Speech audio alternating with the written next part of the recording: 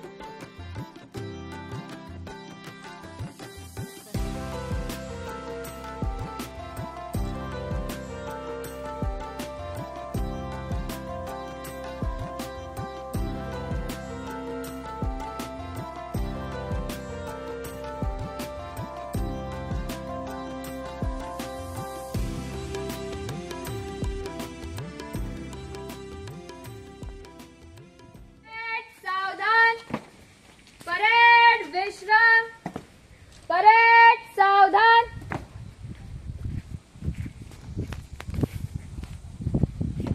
Parade मध्य से तेज चल।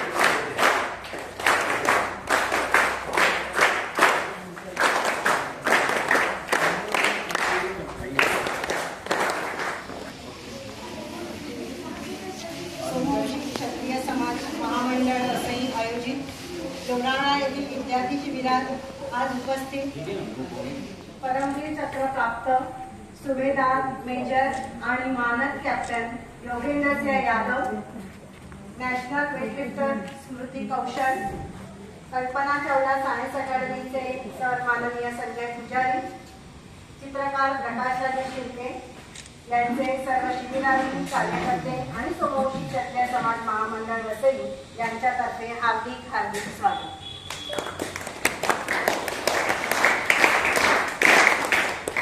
आज एक चांगला योग घेऊन आलेला आहे, कारण आज 21 एप्रिल आज बलिदान दिवस आहे। आणि हा बलिदान दिवस कशासाठी, तर तुम्हाला माहिती आपलं स्वातंत्र्य जे आहे हे आपल्याला असंच मिळालेलं नाहीये, त्याच्यासाठी अनेक क्रांतिकारकांनी आपले प्राण अर्पण केलेले आहेत। आणि अशाच प्रकारे एक क्रांतिकारक अनंत कान्हेरे यांना आजच्या दिवशी फाशी दिलेली होती आणि म्हणून हा दिवस बलिदान दिवस म्हणून साजरा केला जातो। अशा अनेक क्रांतिकारकांना आणि आजही जे जवान शहीद झालेले आहेत त्या सर्व जवानांना विनम्र अभिवादन करून आजच्या कार्यक्रमाची आपण सुरुवात करत आहोत।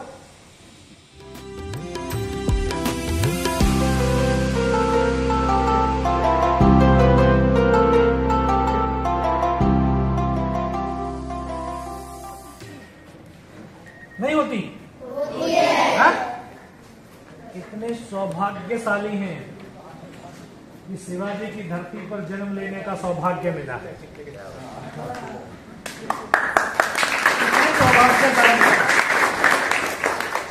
एक बार इतनी बुलंद आवाज में जय हिंद होनी चाहिए कि आज पड़ोस में पता चलना चाहिए कि कोई बच्चे आए हैं और भारत का कि वो बेटे बेटे आए हैं जो कुछ इस राष्ट्र को कुछ करके दिखाने वाले।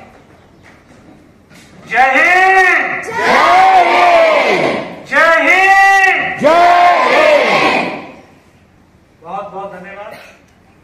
मैं तमाम टीचर्स,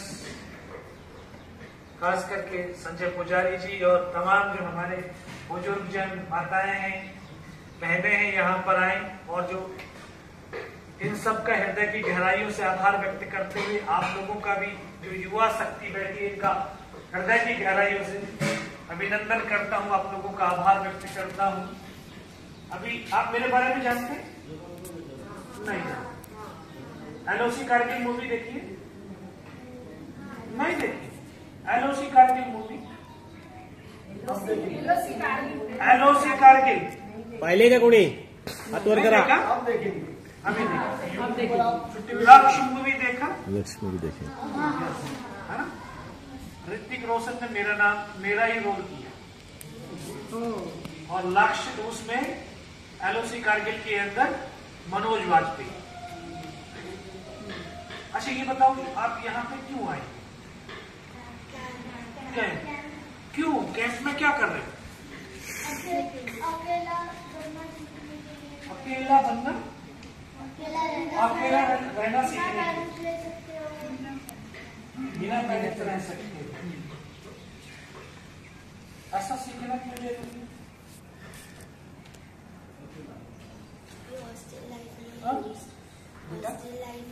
हॉस्टल लाइफ कॉन्फिडेंस रहता है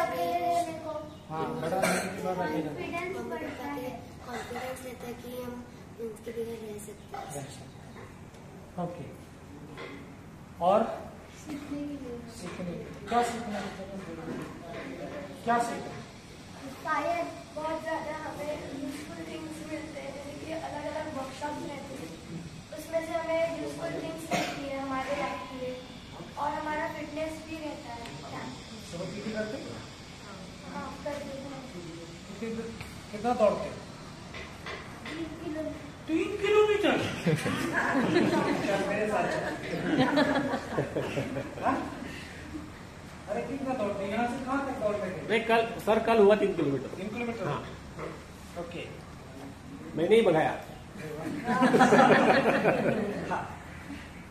जो ये कैंप होते हैं, जब हम घर से बाहर जाते हैं तो इसका पर्पज ये होता है क्योंकि जो भी हम काम कर रहे हैं पर्पज है हमारे लाइफ का, उस काम का इससे जुड़ा है। यहाँ हम आने के बाद, जैसे ये बेटा अभी बता रहा था कि हम मम्मी पापा से दूर रहना सीख जाते हैं। वहां पे जब घर में रहते हैं मम्मी ही प्रेस करेगी, कपड़े लेकर के आएगी, है ना? मम्मी ही हमारे कपड़े धोएगी, तभी हम उनको पहन करके जाएंगे। और जब स्कूल से आते हैं तो क्या होता है, जब आकर के कपड़े, शर्ट उधर पड़ी है, पैंट उधर पड़ी है, जूते उधर पड़े हैं, है ना, मोजे उधर पड़े, और फिर जब खाने के लिए दिया जाता है, मम्मा आज मेरी पसंद का नहीं है, ये ठीक नहीं है, नहीं मैं नहीं खाऊंगी, मैं नहीं खाऊंगा, ये मैं नहीं खा सकता। तो वो चीजें जब हम कैंप में जाते हैं, बाहर जाते हैं, तो तब हमें अपने माँ बाप की उस प्यार का एहसास होता है कि नहीं? हाँ? होता है। अब यहाँ से जब जाओगे तो मम्मी से एकदम से जाकर के गले लगेंगे ना, क्योंकि अब दूर रहेंगे, है ना? तो ये एक कैंप का दूसरा पर्पज, इससे हम क्या है, मेंटली जो हमारे मेंटल और इमोशंस, उससे हमें कहीं ना कहीं एक तैयार होते हैं हम, और उसके मजबूत होते हैं। तीसरा आपका फिजिकल, जो यहाँ पे एक्सरसाइज योगा आप करते हैं, वो होता है। और सबसे बड़ी अच्छी चीज होती है किताबों की पढ़ाई नहीं, है ना? बैग लेकर के आप नहीं घूमते, आपके पास जो है लोग इस तरह के कोई ना कोई ऐसा मोटिवेशनल कोई आता है जो अपने जीवन के एक्सपीरियंस आपको बताता है। तो इससे क्या होता है, किताब से भी बड़ी पढ़ाई। और किताबें हमें बोलना सिखाती हैं। कभी बोलती नहीं है किताब, बोलती है क्या, है ना? लेकिन बोलना सिखाती है। मोबाइल किसके पास है? अभी किसी के पास नहीं है, अलाउड नहीं है। जब से कैंप में आया तब से अलाउड नहीं। अलाउड ही नहीं। ये तो बहुत बड़ी। कैसा लग रहा है बिना मोबाइल के? हाँ? अच्छा लग रहा है। अभी जाते मोबाइल पकड़ोगे पहले तो देखेंगे यार कितने दिन से क्या क्या मैसेज आएंगे। नहीं? अरे बेटे जो बड़े बच्चे हैं ये सारा जो है इनको मैं जानता हूँ। मैं जानता हूँ। एक दिन तो ये सोएंगे यहाँ से जाने के बाद मोबाइल मिल जाए, क्योंकि इतने दिन के बाद वार्तालाप नहीं हुई है, सबसे कांटेक्ट करना। ये दूसरा कैंप जो है एक चीज और सिखाता है। क्या सिखाता है? कि आपको जब ऐसा लगता है कि यार हम मोबाइल के बगैर जी नहीं सकते, तो आपको मोबाइल के बगैर भी जीना सिखाता। सीख रहे हो कि नहीं? और जब मोबाइल से हम दूर रह रहे हैं तो दूसरी चीज क्या हो रही है? हमारी जो मेमोरी है वो ज्यादा एक्टिव हो रही है। पिछले साल यहाँ से महाराष्ट्र में कुछ बच्चे गए थे, लगभग 8-10 बच्चे। अमृतसर के अंदर समर कैंप था, 10 दिन का समर कैंप था। उनको 10 दिन के अंदर आधी गीता के श्लोक याद थे। क्यों? क्योंकि उनके मोबाइल जिस दिन वो गए थे उनके पेरेंट्स से बात करके उसी दिन स्विच ऑफ करके रख दिया। वो आश्रम के अंदर उन्होंने 10 दिन 15 दिन का कैंप किया। जिस दिन वो गए थे उनको एक भी प्रार्थना का श्लोक नहीं आता था। और फिर उन्होंने वहां जिस दिन मैं गया 7वां दिन था उनसे मिलने के लिए, वो इतने परफेक्शन के साथ में श्लोक बोल रहे थे, ऐसा लग रहा था कि जैसे ये किसी आश्रम के ही बच्चे हैं। तो ये हमारे थॉट प्रोसेस को, हमारी मेमोरी को बहुत तीव्र करता है अगर हम मोबाइल से दूर हो जाते हैं। फौजी का मतलब आप क्या समझते हैं? फौजी का मतलब समझते हैं कि बंदूक है और बस वो गोली चलाता है। फौजी गोली नहीं चलाता, फौजी जो है बहुत सारे काम करता, मल्टीपल टास्क। आपने देखा होगा कि बोरवेल में जब बच्चा गिरता है तो फौज को बुलाते नहीं? सुना है नहीं? अगर कहीं पुल गिर गया फौज को बुला लीजिए, ट्रेन एक्सीडेंट हो गया फौज को बुला लीजिए, कहीं बाढ़ आ गई है तो फौज को बुला लीजिए। ऐसा क्यों? ऐसा क्यों? ऐसा इसलिए क्योंकि फौज मल्टीपल टास्क और मल्टीपल क्वालिटी उसके फौज के अंदर होती है। और उसका एक ही कारण है training, training, training and training, और अपनी जीवन की लाइफ स्टाइल। जीवन की लाइफ स्टाइल है। हमारा दिन, फौज का दिन कितने बजे शुरू होता है? 3:30 से 4 बजे के बीच में सुबह हो जाती है हमारी, और रात 10:30-11, उसके बाद आप जग नहीं सकते। तो वो आपके अंदर एक जीवन के अंदर एक डिसिप्लिन लाते हैं। और जब जीवन में डिसिप्लिन आ गया तो आप अपने आप से कमिटमेंट करना शुरू करेंगे। कमिटमेंट कि मैं ये कर सकता हूं, कर सकती हूं, मुझे ये करना चाहिए।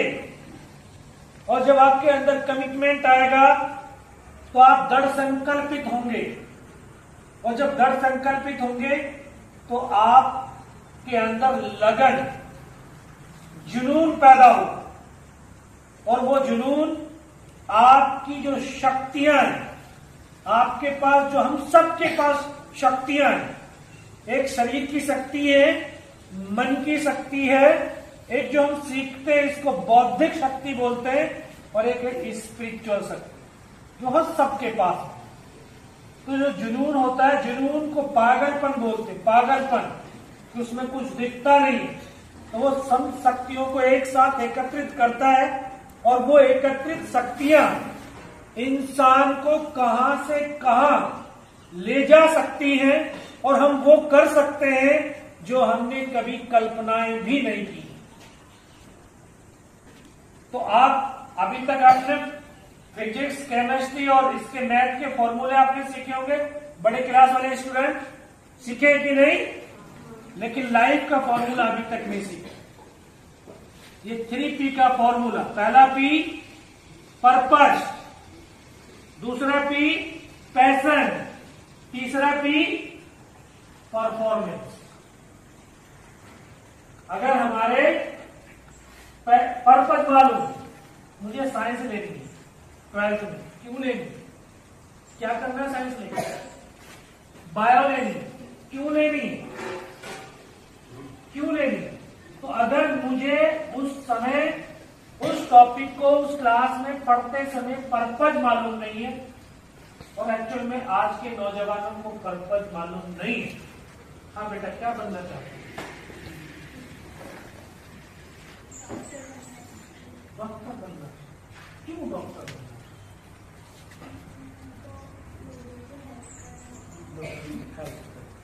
तो अभी कौन सी क्लास में? हाँ बेटा, क्या बनना था? अभी सोचा आए। क्यों?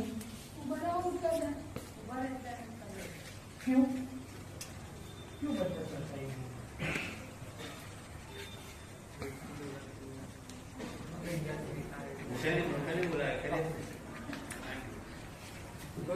अगर आप लोगों को पर्पज अभी मालूम है तो आप उसी तरफ आपका जो है ध्यान केंद्रित, और ध्यान केंद्रित होगा तो उस तरफ आप मेहनत करें। और सच में आज के भारत के युवाओं को सबसे बड़ा प्रॉब्लम है कि शायद उनको अपना पर्पज मालूम। मैं पढ़ता तो चला जा रहा बेटा, ये आपकी गलती नहीं जो नीट की तैयारी कर रहे हैं ना, जो जी मेंस की तैयारी कर रहे हैं। मैं अभी पिछले 2.5 लाख स्टूडेंटों से मिलकर के आ रहा, तो उनसे पूछता है बेटा डॉक्टर क्यों बनना है? मम्मी ने बोला। अच्छा, इंजीनियर क्यों बनना है? पापा ने बोला। यानी हम पापा और मम्मी के उसमें ही चल रहे हैं। हमें अपना भी डिसाइड करना, क्योंकि हर आपके पास ईश्वर ने एक शक्ति दी है, और वो शक्ति आपके अंदर आपकी तमाम जो एनर्जी है उनको इकट्ठा करके आपको बहुत ऊपर ले जा सकते हैं, अगर आप अपने आप से उस एनर्जी से कनेक्ट होते हैं तो। अभी आपको स्मृति मैम आपको ये जो है एक प्रयोग कराएंगे कि आपको इस एनर्जी के बारे में हम डेफिनेशन जानते हैं, बट वो क्या होती क्या एनर्जी, उसका एहसास आपको दिलाएंगे, उससे वाकियत कराएंगे कि एनर्जी है क्या। और जब ये एनर्जीफुल इंसान एनर्जेटिक होता है और एनर्जी की पावर को जानता है, तो आपको अगर गोलियां भी लग रही हैं तब भी आपको दर्द नहीं होगा, जैसे मुझे दर्द नहीं हुआ। और आज अगर हम एनर्जी में उसमें नहीं है, तो अगर थोड़ी सी सुई भी चुभती है तो बहुत असहनीय पीड़ा हो। तो जो मन एक माइंड है, एक मन, जो मन से हमारे बॉडी के अंदर पीड़ा होती है, दर्द होता है। बॉडी में दर्द नहीं होता, हमारे मन में दर्द होता है। फिर इस बॉडी में कुछ भी मारे जाओ कोई फर्क नहीं पड़ता, और वो तब आता है जब हमारे अंदर पैशन। तो मुझे 6th क्लास से पर्पज मालूम था कि फौजी बनना है। क्यों बनना है? युद्ध लड़ना है। 30 साल की अवस्था में युद्ध लड़ना, 17 गोलियां खाई, चुपचाप पड़ा रहा, लेकिन फिर भी दर्द का एहसास नहीं हुआ। 500 मीटर लुढ़क करके नीचे लिया, और फिर आकर के इंफॉर्मेशन देकर के उस टाइगर हिल टॉप के ऊपर विजय पताका।